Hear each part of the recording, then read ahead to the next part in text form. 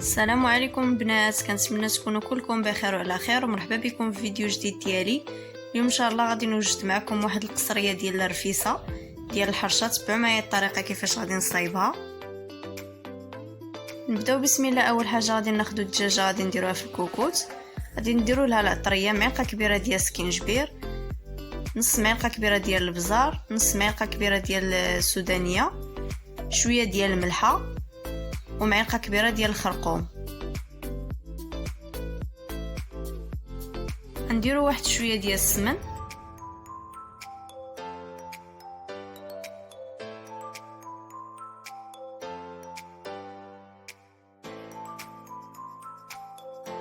نديروا واحد شويه ديال الماء باش نحركوا به ديك العطريه.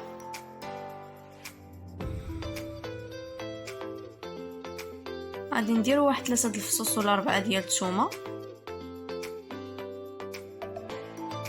غادي ندير واحد 3 ديال البصلات كبار مشلضين،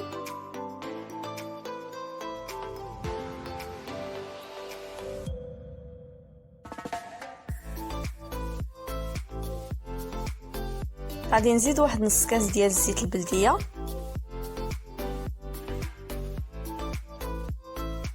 صافي غادي نحرك مزيان وغادي نخلي هاد البصله تشحر. من بعد ما تشحرات غادي نزيد واحد الحبه صغيره ديال المطيشه محكوكه، وغادي ندير واحد ربيطه صغيره مخلطه ما بين القزبور والمعدنوس، وغادي نغسل شويه ديال الحلبه وغادي نديرها حتى هي.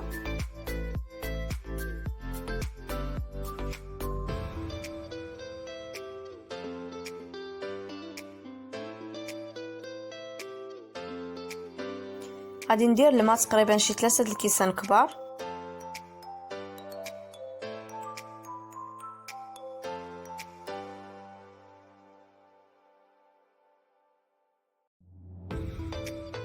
صافي وغادي نسد عليها وغادي نخلي الدجاج يطيب. دابا غادي ناخذ ديك الكبده ديال الدجاج غادي نقطعها بحال هكايا، نحاول نمعسها مزيان.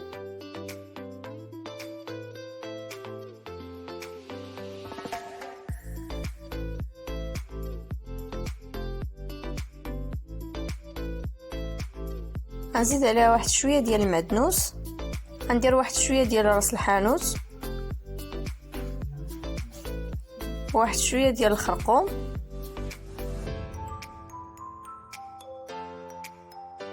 شويه ديال البزار، وشويه ديال السودانيه. غنزيد واحد شويه ديال الملحه وشويه ديال التحميره،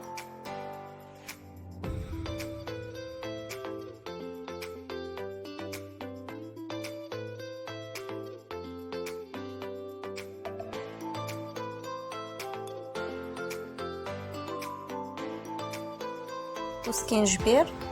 صافي غادي نزيد عليهم واحد البيضه وغادي نخلط هاد الكبده مزيان.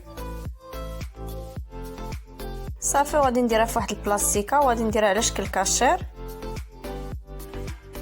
دابا غادي نحطها في الكوكوت باش غادي طيب، وغادي ندير بحال هكا الثومه بالقشور ديالها.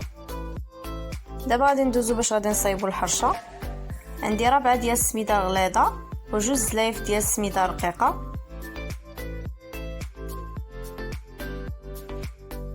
غندير واحد شويه ديال الملحه وواحد شويه ديال الزعتر،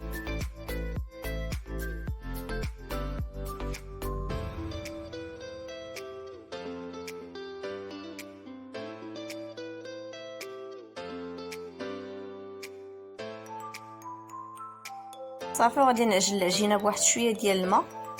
العجينه خصها تكون جاريه.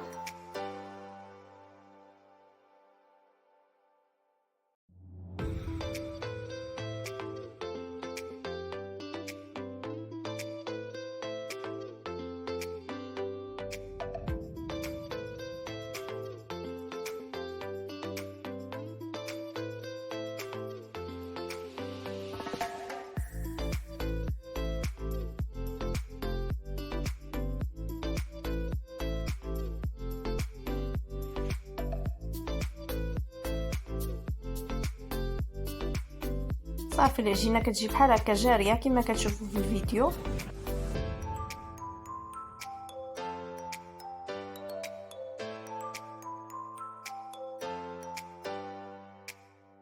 صافي غادي نغطيوها وغادي نخليوها واحد شويه.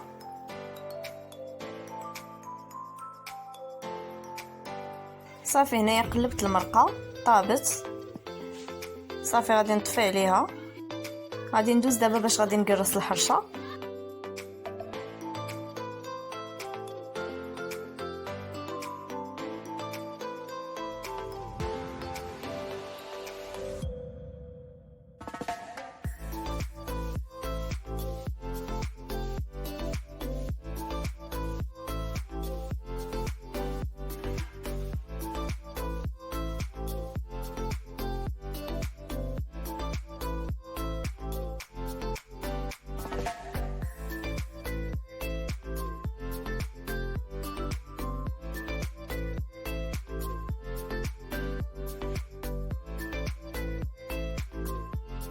على هذا الشكل. دابا غادي ندير المقله، غادي نرشها بواحد شويه ديال السميده وغادي نحط ديك الحرشه طيب.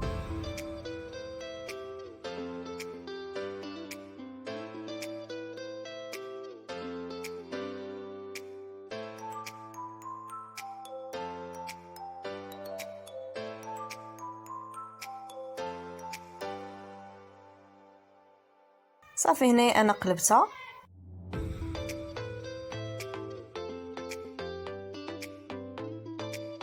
صافي ملي طابت الحرشه دابا غادي نحاولوا نفرستوها بحال هكايا بشي مغرفه ديال الخشب، ولا يمكن لكم تقطعوها حتى بالمقص.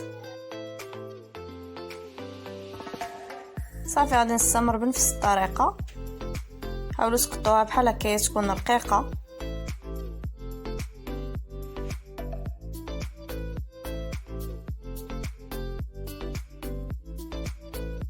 دابا غادي نحيد الدجاج وغادي نخلي غير المرقه باش غادي ندير فيها ديك الحرشه اللي قطعت.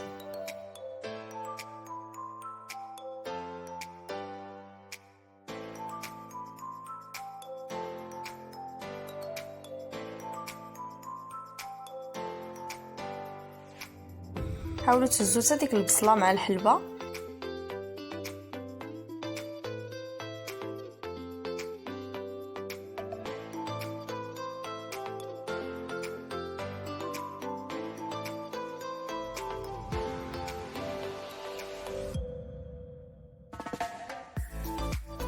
صافي دابا غادي ندير ديك الحرشه في المرقه.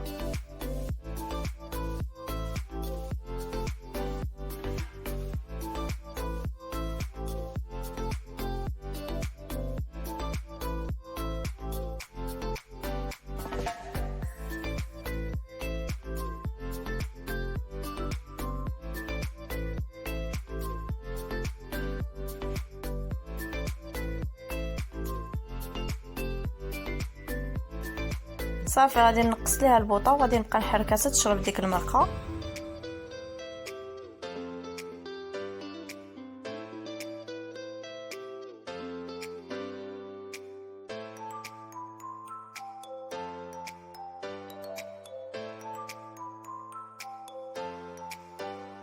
صافي دابا غادي ندوز باش غادي نحطها. كتجي على هذا الشكل ملي كتشرب ديك المرقه. صافي غادي نقادها وغادي نزينها وغادي نوري لكم الشكل النهائي ديالها. وهذا هو الشكل النهائي ديالها. قطعت داك الكاشير وزينتها بشويه ديال البيض والتمر. كتجي زوينه بزاف. كنتمنى الى عجباتكم تجربوها وما تنساوش تخليو ليا شي لايك وشي كومونتير، تشتركوا في القناه ديالي، وبسلامه عليكم.